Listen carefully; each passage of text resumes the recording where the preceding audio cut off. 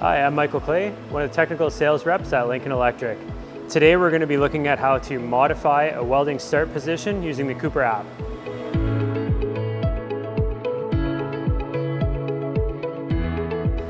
So what we'll be looking at is when we already have a linear weld programmed, if something is changed on our part or we've realized we need to move our starting point, we can go into the program after the fact and modify that point.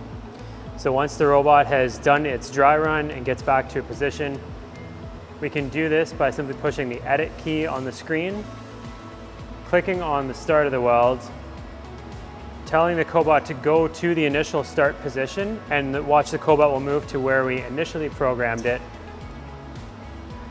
And for this case, we'll say that the start position has moved over just slightly.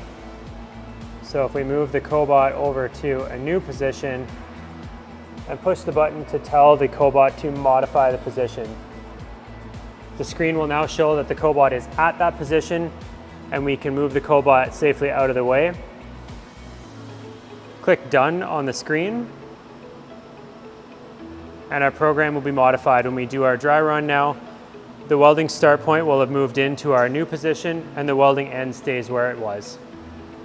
For more information on the Cooper app, please visit our website at lincolnelectric.com.